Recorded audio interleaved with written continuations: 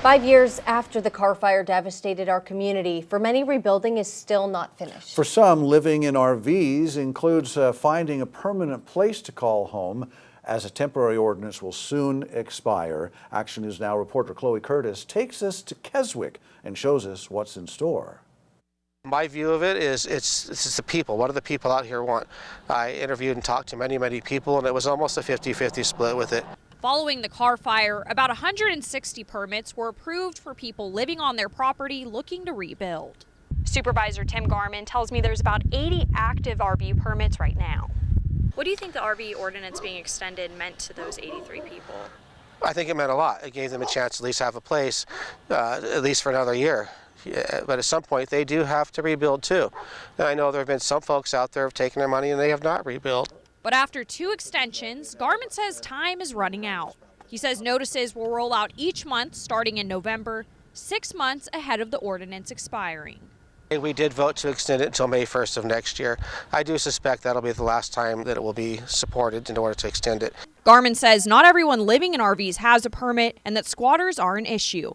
Just a year ago, some spots in Keswick looked like this, but are now mostly cleared.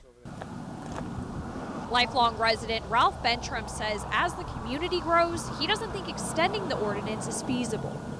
I don't make the rules. I feel for the people that just didn't have the available resources to live somewhere else in the meantime, or even live somewhere else now. It's become convenient for people to accept a lifestyle. He says eventually people will need to decide what's next for themselves. The day is coming where they have to plan on doing something. It's not going to be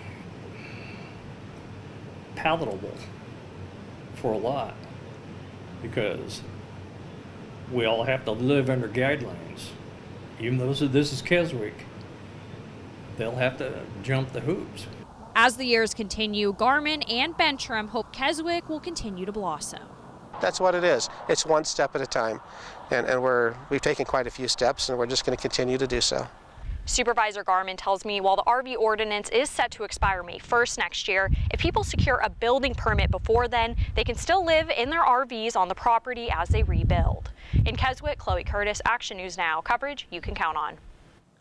Garman says he and code enforcement continually reach out to those living in RVs to help them find resources for rebuilding, and he says they're actively working to address squatters as well.